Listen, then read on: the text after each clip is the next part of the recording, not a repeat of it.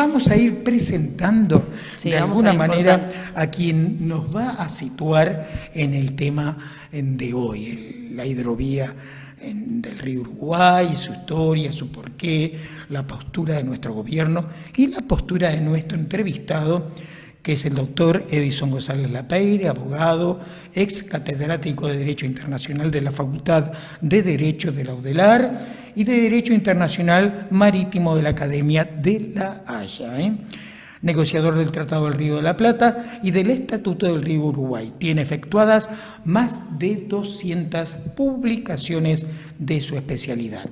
Como los otros días, yo le había pedido datitos para presentarse y él tuvo la amabilidad, no sé si es porque se confundió, que yo lo quería por escrito y él lo mandó en audio, nos mandó este audio donde nos pasea por un poquitito de su trayectoria, de su currículum, y mientras tanto nos vamos a poner en contacto con él, porque como es una persona joven que debe estar nadando en estos momentos y desde la piscina nos va a atender, vamos a ver qué nos contaba el doctor Edison González Lapeyre en esta grabación, en este audio, que nosotros, al igual que a lo largo de toda la entrevista, vamos a ir ilustrando con fotos de él y alguna que otra entrevista, por ejemplo, una entrevista que le hicieron en Tele Buen Día hace un tiempo atrás Daniel Castro, y también una conferencia que diera en la Universidad OR, este gran hombre al cual yo aprecio mucho, el doctor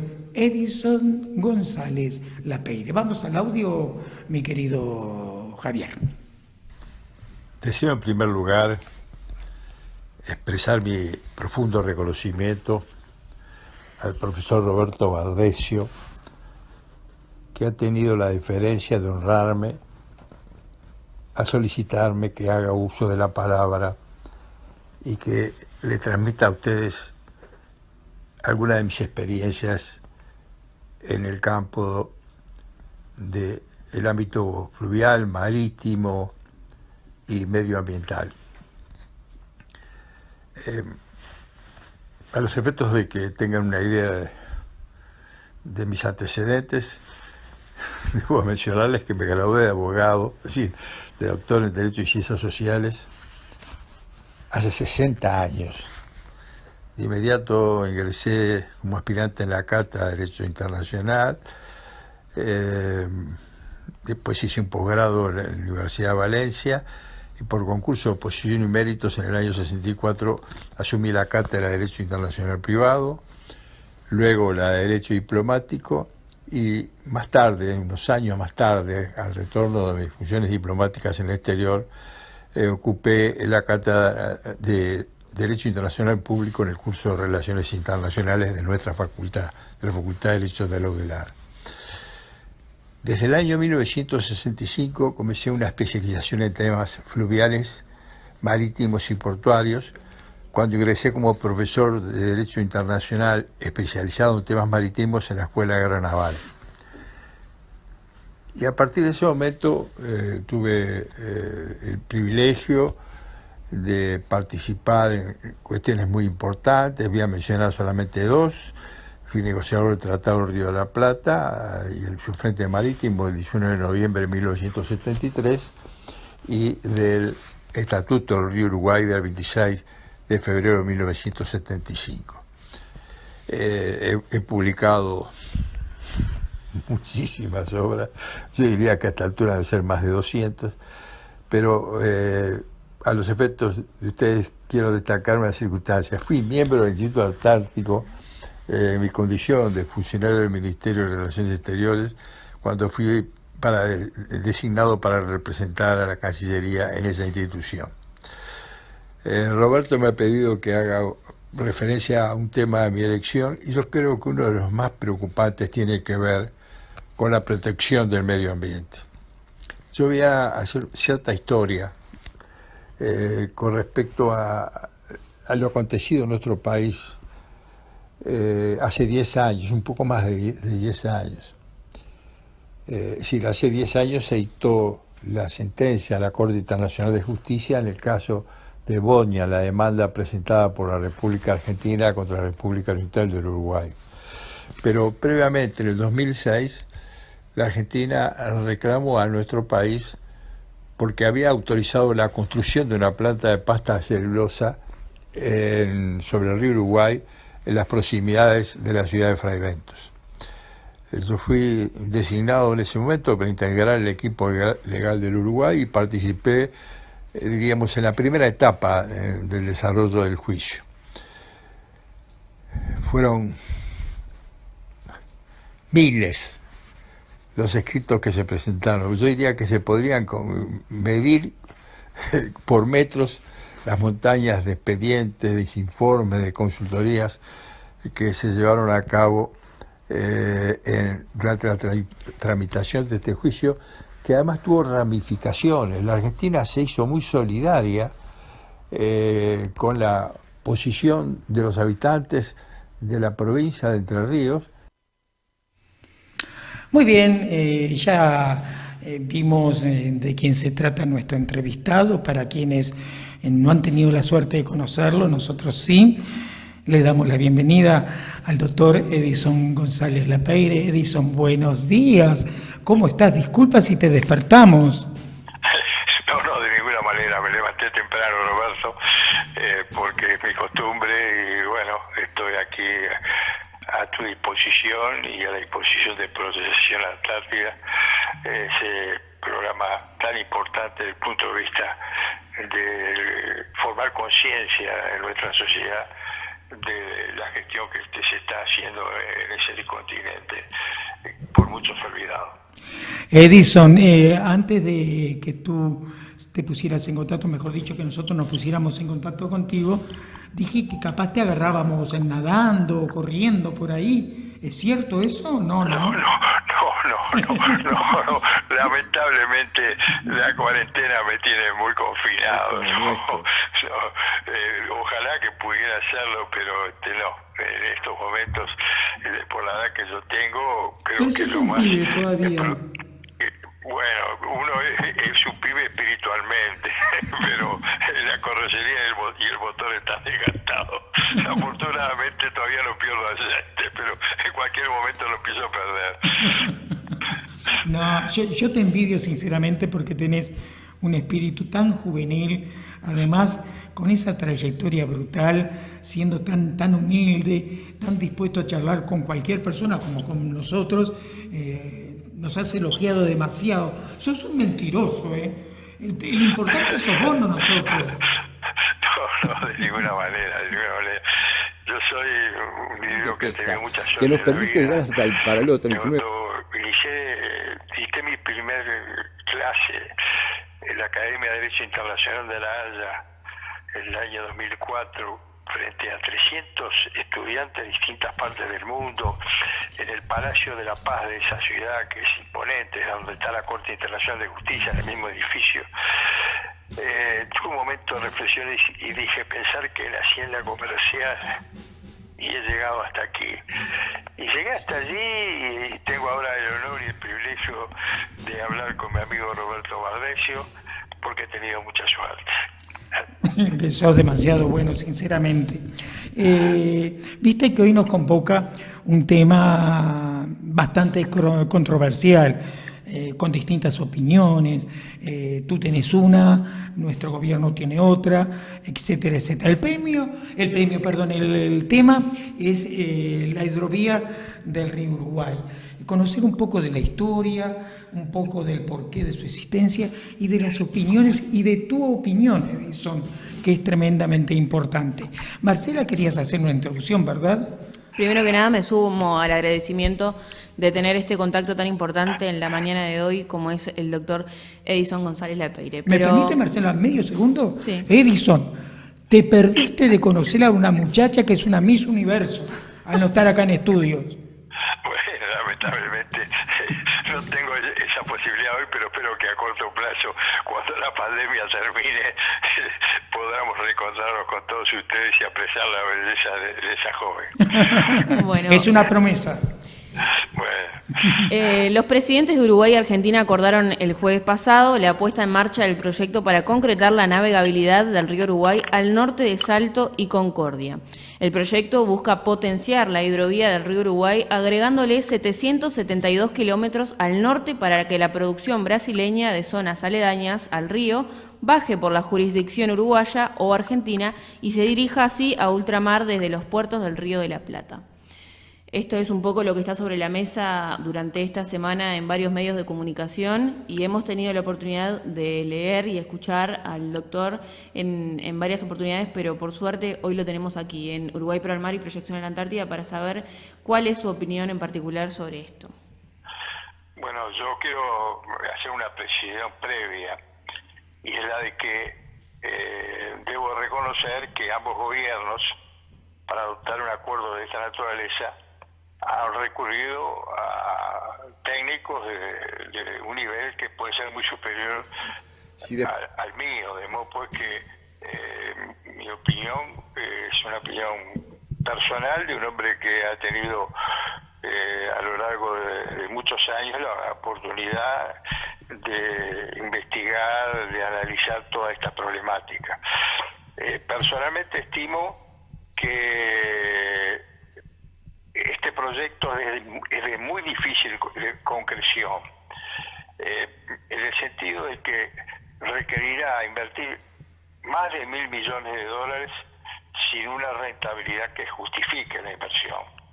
Hay inconvenientes de todo tipo, obstáculos que se deben superar necesariamente, que creo yo darían razón a la afirmación que realizo. Desde el punto de vista jurídico, a esta mesa le falta una pata.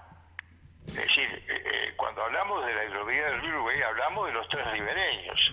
Claro. Al norte del Cuarén, el río Uruguay es compartido entre el Brasil y la Argentina. Y la Argentina y el Uruguay no pueden representar al Brasil, no pueden actuar sin el consentimiento del Brasil, que por lo menos que yo sepa, oficialmente todavía no ha dado a este emprendimiento. En lo que me es personal, los contactos que yo hice a lo largo de 30 años con autoridades brasileñas me llevan a indicar que es muy difícil que Itamaraty brinde un consentimiento de este tipo. En particular, en el año 1989, yo era el presidente de la delegación uruguaya que negoció el Tratado de Desarrollo de la Cuenca del río Cuarén. El tratado se negoció en Brasilia y tuve oportunidad de conversar sobre ese tema con algunas autoridades de Itamaraty.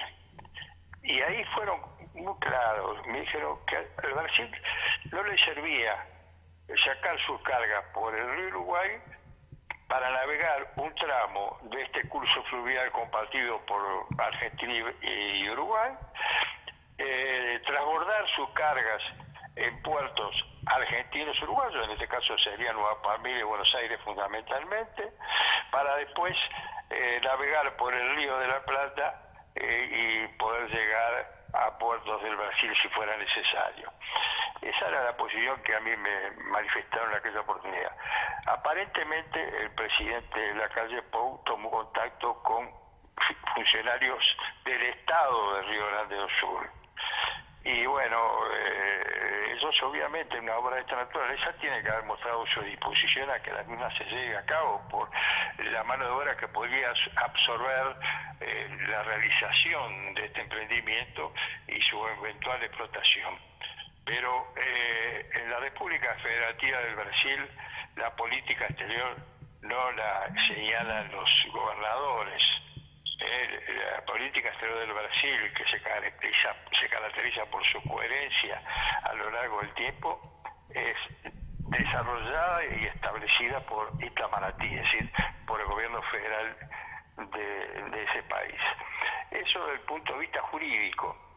Pero además hay obstáculos desde el punto de vista geográfico. Observemos que para hablar de un emprendimiento de estas características es indispensable realizar una serie de obras al sur de la represa de Salto Grande y al norte de esta obra tan importante. Al sur es indispensable conectar la esclusa ya construida, que está del lado argentino, en este momento está en tierra seca, con la parte navegable del curso fluvial al sur de Salto Chico. Eso significaría, esa conexión, un enorme esfuerzo de ingeniería con un costo de varios cientos de millones de dólares. Es decir, hay distintos proyectos, se habla de un canal lateral que podría permitir acceder a la esclusa, pero lo cierto es que todos ellos son sumamente costosos. Y además, en la esclusa no están los equipos electromecánicos que permitan la operativa, y eso también significa una enorme inversión para llevarlo a cabo. Una vez que ese problema se supera, hay que llegar al embalse.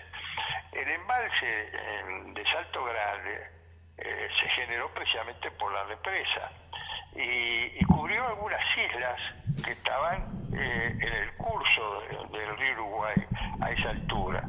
Lógicamente va a haber que dragar y en algunos casos pasar por encima de esas islas que quedaron hundidas. En algunos casos zonas forestadas con árboles que están petrificados por el pasaje del tiempo, que va a ser difícil quitar del canal de navegación que se piense construir.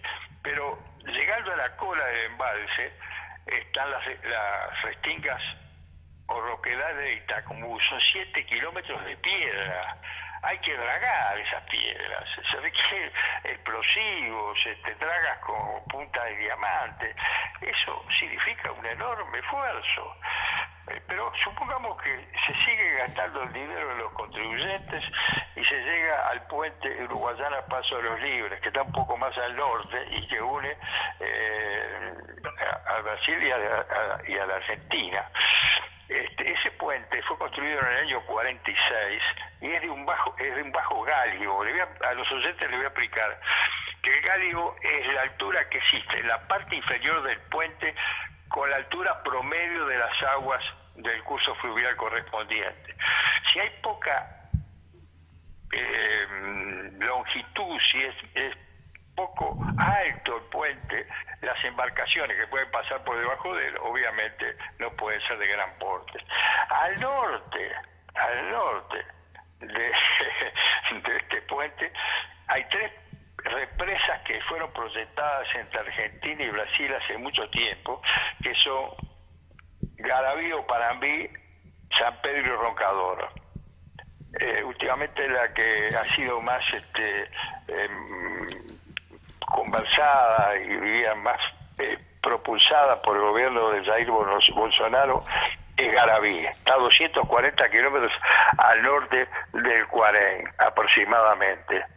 Esa presa, en el proyecto original no tenía esclusa pasabarcos. Si no tiene esclusa barcos, obviamente el río quedaría cortado desde el punto de vista de la navegación. Pero además hay razones económicas. Yo le preocupo, fíjese, observe lo siguiente. Se trata de un productor de arroz de la zona de Itaquí, una zona del Brasil donde se produce mucho arroz. Se le da la oportunidad de bajar sus cargas en barcazas por esta hidrovía, eventualmente ya construida a un costo, como ya he dicho, de miles de millones de dólares. Tiene que hacerlo cuando arriban las barcazas. Es decir, ahora, en el momento actual, él lo que hace es carga en camiones ese arroz en el momento cuando a él se le ocurre y lo envía por vía terrestre al puerto Río Grande, que está a unos 700 kilómetros, estamos hablando aproximadamente de la zona donde se efectúa la explotación arrocera. Lo puede mandar también por ferrocarril, porque hay líneas de ferrocarril hasta ese destino. Lo hace sin problemas de ningún tipo y pongamos que en 8 o 9 horas sus cargas están en un puerto de ultramar. Pero no, opta por embarcar en las barcazas autopropulsadas que van a ir por la hidrovía del río Uruguay. Después de superar todos los obstáculos que yo mencioné, llega a la esclusa construida en la represa de Salto Grande, paga el peaje, contrata a un práctico para navegar el río Uruguay, que tiene que ser argentino o uruguayo. Llega con esa carga al puerto de Nueva Palmira, por ejemplo, o al de Fray Bentos, y transborda la carga a un buque de mayor porte que pueda llevarla misma a un destino de ultramar, a Europa o a cualquier otro destino. En ese momento ya ha pagado prácticos, ha pagado peaje en la represa, ha pagado prácticos del río Uruguay, y luego al ingresar al río de la Plata tiene que contratar la embarcación correspondiente, un práctico del río de la Plata. Ahora el buque va a tener que navegar por los canales de Martín García, porque la profundidad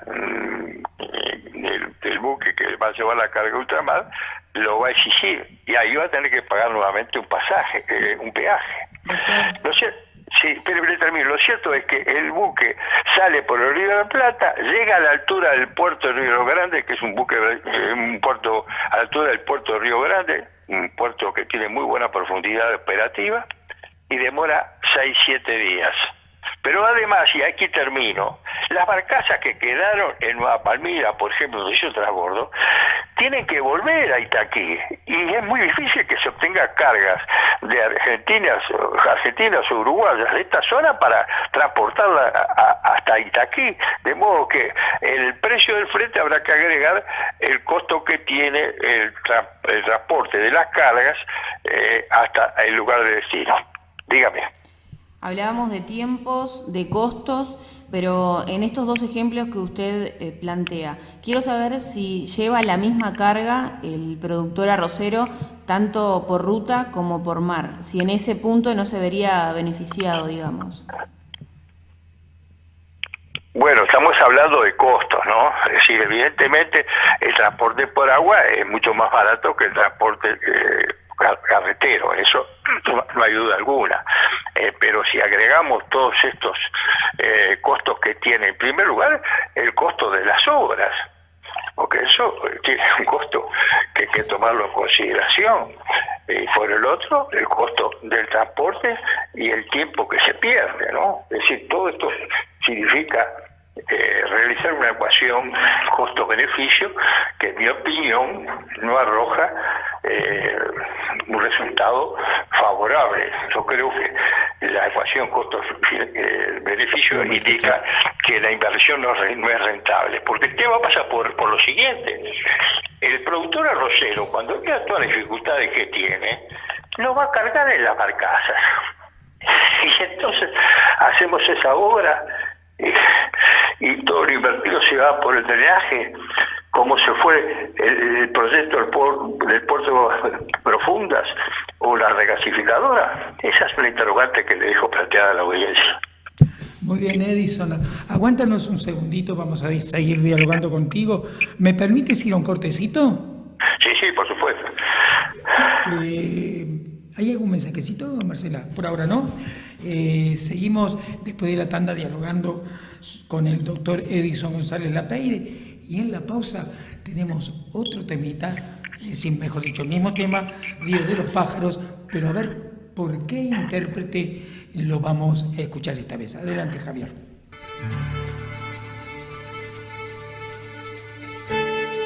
Ya volvemos con Uruguay Pro al Mar y Proyección a la Antártida.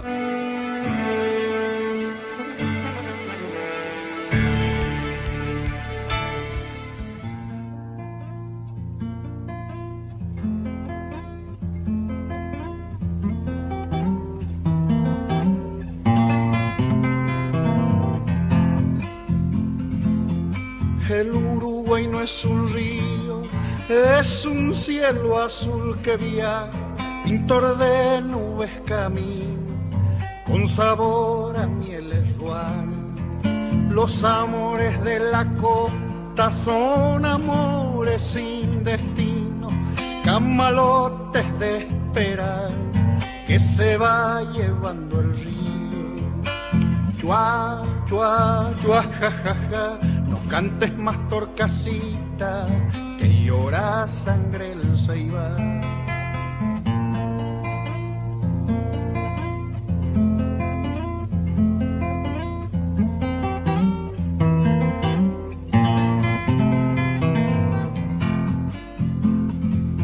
Morenita la bandera, viguacita de la costa, arrollate la pollera, ponete a lavar la ropa.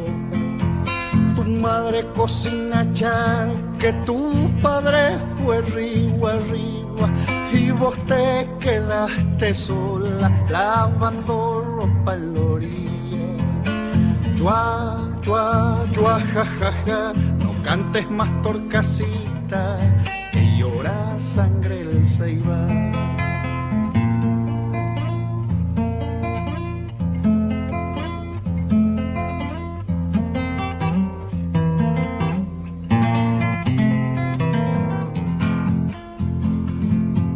Canoita pescadora, aguántame el temporal, si mis brazos no se cansan, remándote de sacar.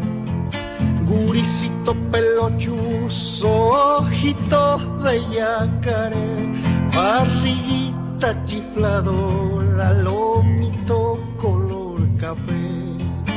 Chua, chua, chua, ja, ja, ja. No cantes más torcasita, que llora sangre el ceibal.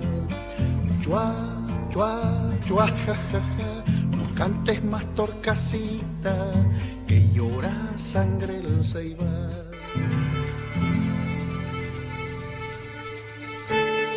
Regresamos con Uruguay Pro al Mar y Proyección a la Antártida.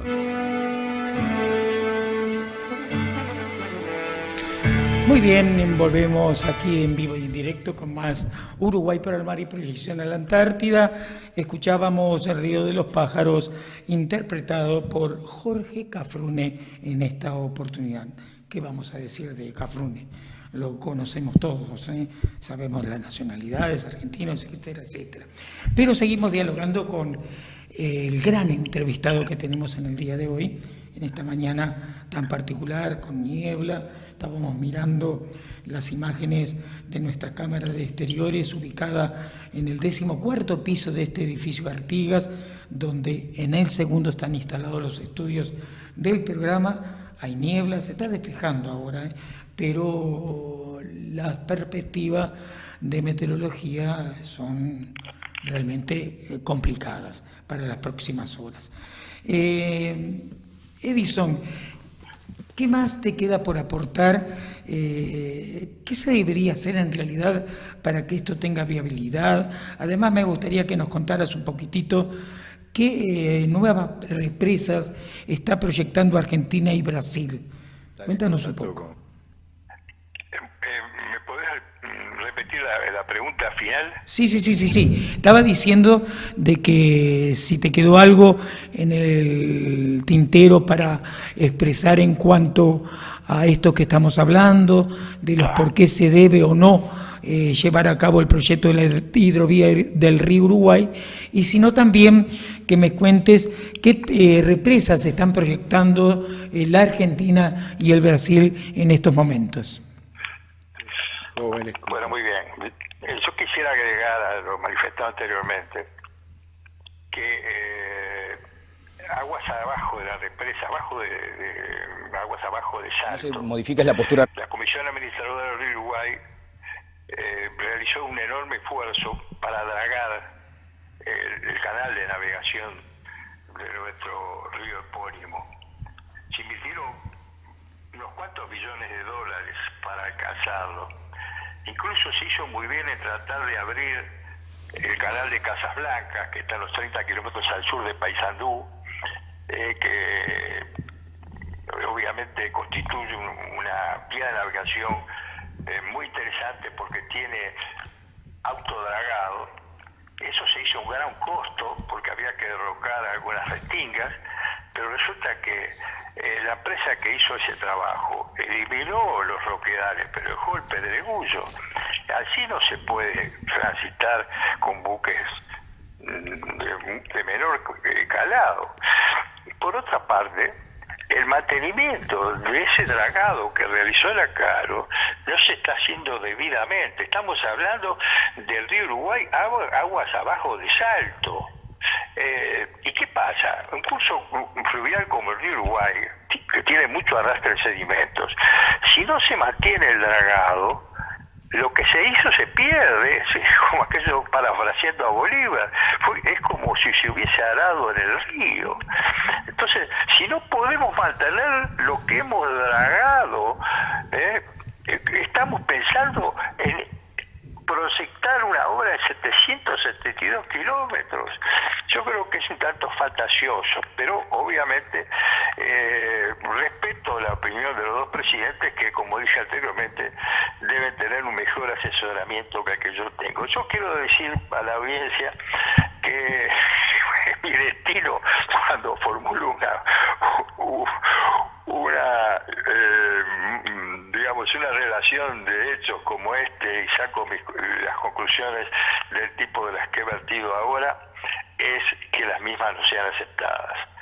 Cuando el presidente Mujica promovió el puerto de Aguas Profundas en Rocha, yo redacté un artículo muy fundado, publicado en la revista Naval del año 2015.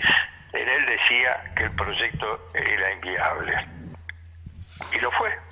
Se gastaron millones de dólares con consultoría, gente que salió muy beneficiada de toda esa iniciativa, pero el proyecto se quedó encajonado por una razón muy sencilla, porque no existían las cargas que pudiesen justificar una inversión de esa naturaleza.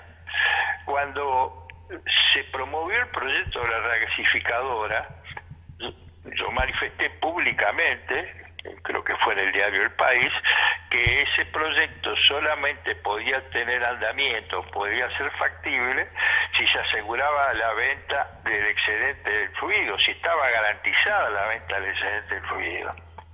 Gastamos 250 millones de dólares que se fueron por el drenaje y lo estamos pagando los uruguayos.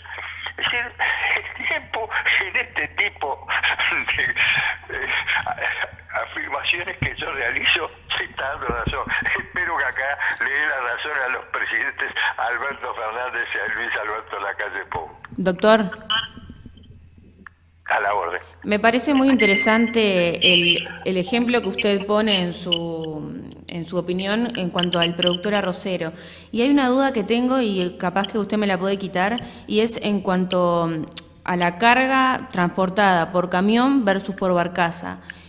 ¿Cuánta diferencia hay? ¿Cuánto puede cargar un camión en su máxima capacidad versus la carga que puede transportar una barcaza que sería transportada en este proyecto si se lleva adelante?